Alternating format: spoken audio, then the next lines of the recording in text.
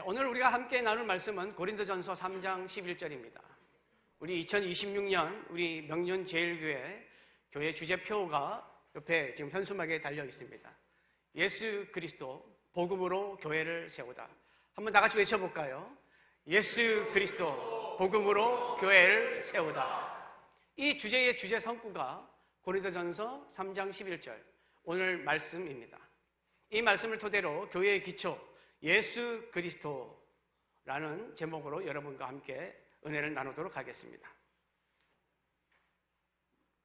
제가 여러분들에게 두 가지 교회 건물을 보여드리겠습니다.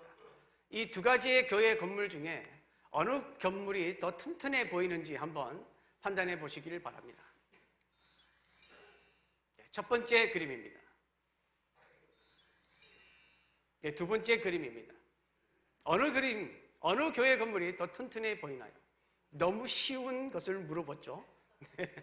모든 성도들은 아마 왼쪽 그림이 더 튼튼해 보인다고 말씀하실 겁니다. 교회가 안정적으로 잘 지어진 것으로 보이고 옆에 건물은 마치 무너진 것처럼 비틀어져 있는 교회의 건물의 모습입니다. 그러면 두 교회의 차이는 무엇일까요? 여러분들이 눈으로 보는 것처럼 왼쪽의 교회의 건물은 반석 위에 튼튼한 바위 위에 지어졌고 그 바위를 7개의 기둥이 받치고 있습니다. 그래서 아주 기초가 튼튼한, 기초가 아직 잘 되어 있는 교회 건물로 보이고 오른쪽의 교회의 건물의 모습은 흙이나 모래 위에 세워져서 교회가 지금 무너져 내리고 있는 중이고 무너져 내리고 있는 그 와중에도 교회의 건물은 뒤틀려서 굉장히 불안한 모습을 보이고 있습니다. 그럼 이 두 교회의 차이가 뭡니까? 바로 기초입니다. 한 교회는 교회 건물의 기초가 아주 잘 되어 있어서 안전하게 보이고 한 교회의 건물은 기초가 잘 되어 있지 않아서 뒤틀려 보이고 무너져 보입니다.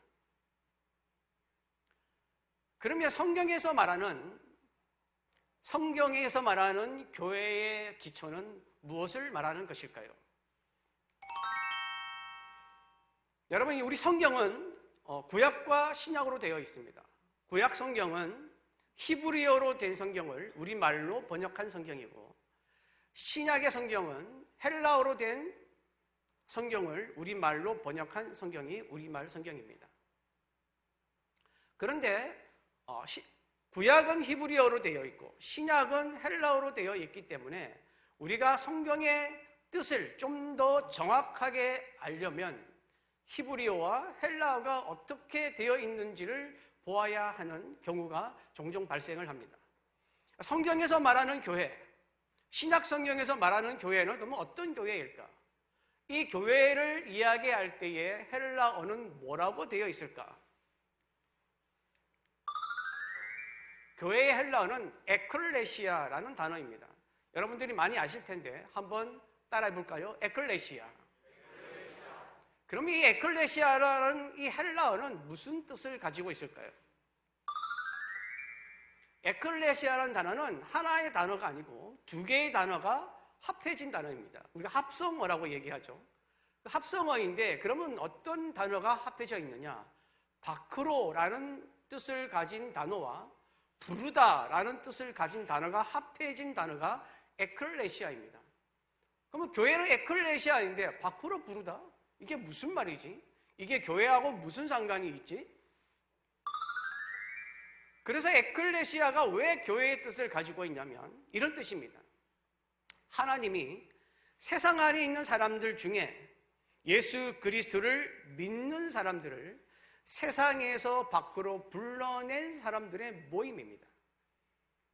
그러니까 세상에 있던 사람들을 예수 그리스도를 믿음을 가짐으로 말미암아 하나님의 백성으로 하나님을 믿는 사람으로 밖으로 불러낸 사람들의 모임이 바로 에클레시아고 그 교회는 예수 그리스도를 믿는 사람들의 모임, 예수님이라는 복음의 터 위에 세워져 있는 사람들의 모임을 교회라고 부릅니다. 그러니까 성경이 말하는 교회는 이 교회 건물처럼 건물을 말하는 것이 아닙니다. 성경이 말하는 교회는 예수님을 믿는 사람들의 모임, 하나님을 믿는 사람들의 모임, 구원받은 사람들의 모임. 그래서 하나님을 높이기를 원하며 하나님의 자녀가 되고 하나님의 백성이 되어 있는 사람들의 모임인 것입니다. 그러면 교회는 예수님을 믿는 사람들의 모임인데 교회의 기초가 튼튼하다는 것은 그러면 무슨 얘기를 하는 것일까요? 이게 오늘 우리의 본문 말씀입니다. 이 닦아둔 것 외에 능히 다른 터를 닦아줄 자가 없으니 이 터는 곧 예수 그리스도라. 여러분, 이 말 속에 교회의 기초가 좀 드러나고 있는데 이 닦아둔 것, 다른 터, 이 터, 이런 말이 좀 생소하고 어려울 수가 있어서 이 성경을 새 한글 성경으로 다시 한번 살펴보겠습니다.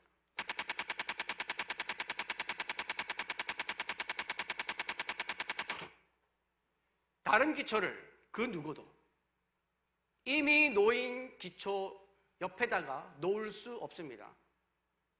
이미 놓인 기초는 예수 그리스도이십니다. 여러분, 교회의 기초는 예수 그리스도라고 말하고 있습니다. 그리고 교회의 기초가 예수 그리스도 외에 다른 기초를 세울 수 없다고 말하고 있습니다.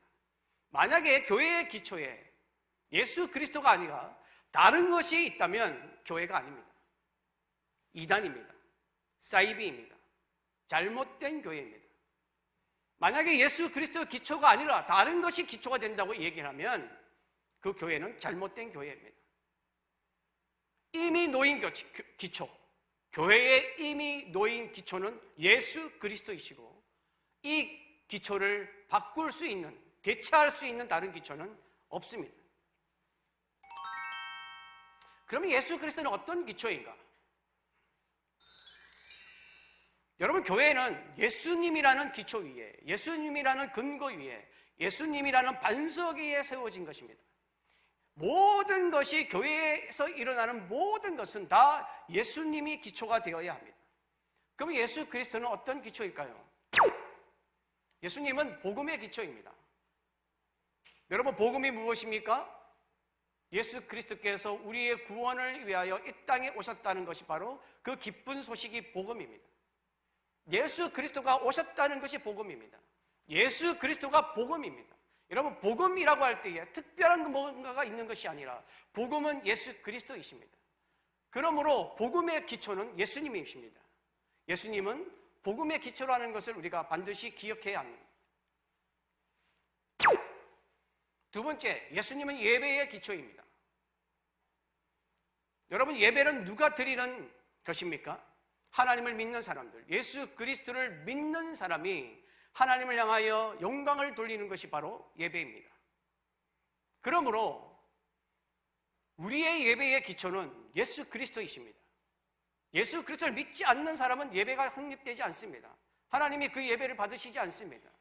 하나님을 향한 사랑하는 마음으로, 하나님을 경배하는 마음으로, 하나님을 높이는 마음으로 드리는 것이 예배이기에 예수 그리스도를 믿지 않는 자는 예배를 드릴 수 없습니다. 그러므로 예수님은 예배의 기초이십니다. 또한 예수님은 말씀의 기초입니다. 여러분, 우리가 성경의 내용을 얘기할 때 성경에서 가장 중점적으로 말하는 것이 무엇인가 할 때에 하나님 사랑, 이웃 사랑입니다. 예수님도 하나님 사랑과 이웃 사랑을 가장 큰 계명으로 말씀하셨습니다.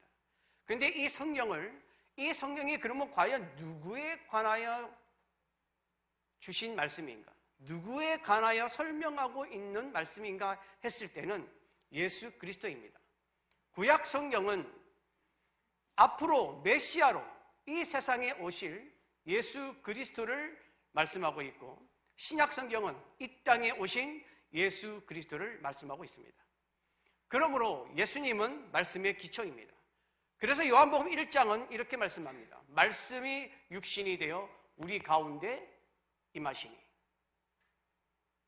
예수님께서 성탄하셔서 이 땅에 오셨는데 말씀이 육신이 되어서 나왔다고 말씀하시고 있습니다. 예수님은 말씀 그 자체이십니다.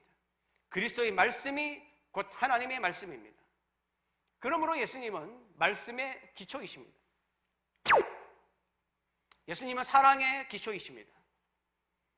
예수님은 자기의 생명을 버리시면서까지 우리를 구원하셨습니다. 우리를 구원하시기 위해서, 우리의 죄를 사하시기 위해서 자신의 목숨을 내놓으셨습니다. 왜 그렇게 하셨습니까? 우리를 사랑하셨기 때문입니다. 사랑하는 마음이 없다면 예수님은 우리를 위해 십자가에 달려 돌아가시지 않았을 것입니다.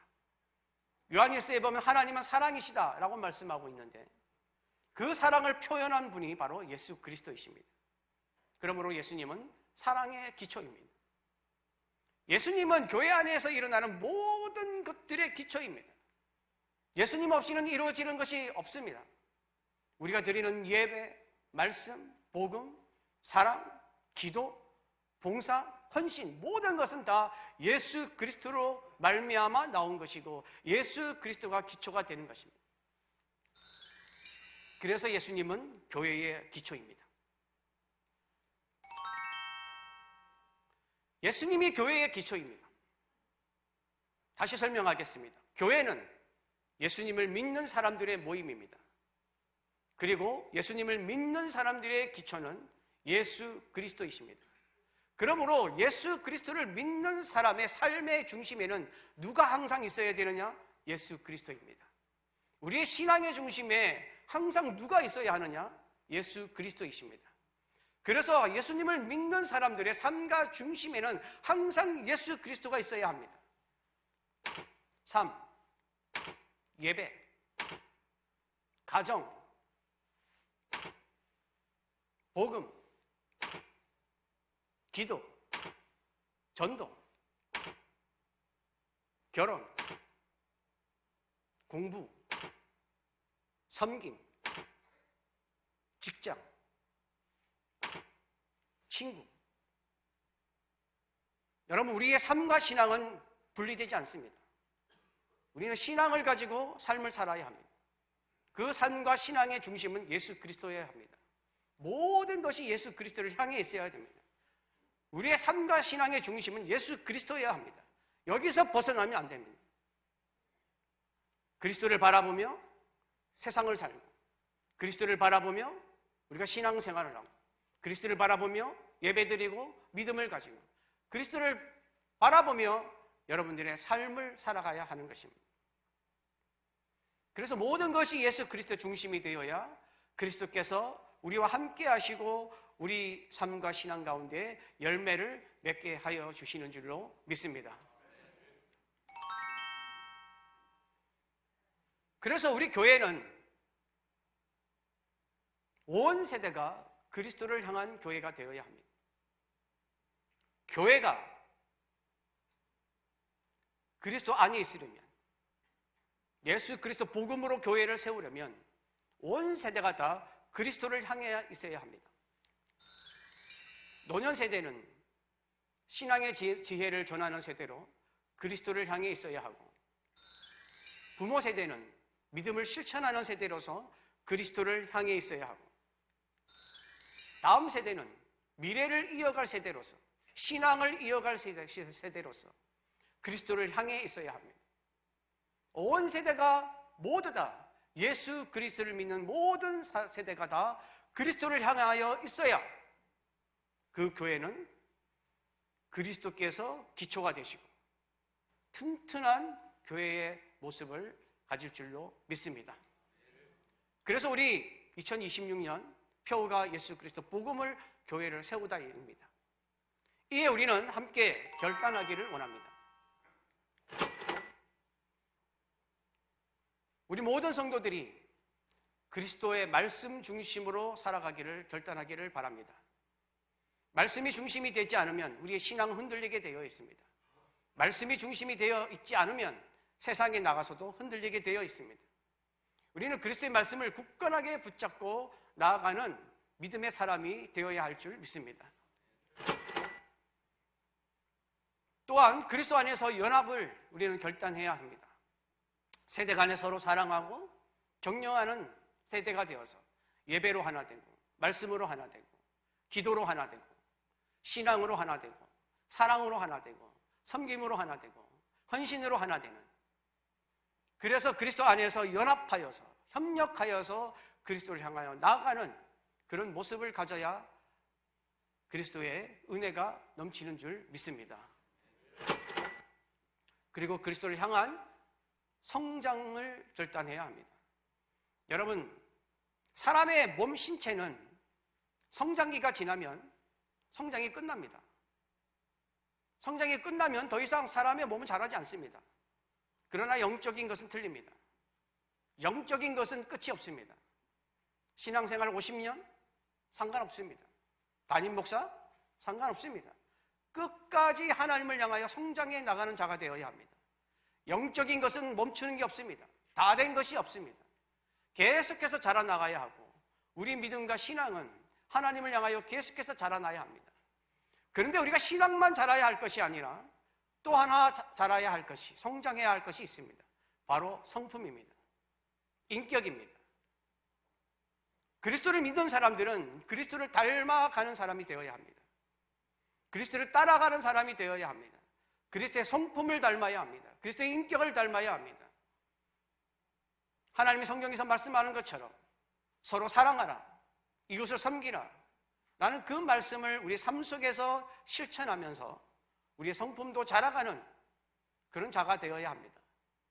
그래서 2026년 우리 교회는 그리스도의 말씀을 중심을 살기를 결단하고 그리스도 안에서 연합되기를 결단하고 그리스도를 향해서 성장해 나가는 것을 결단하는 교회가 되어서 우리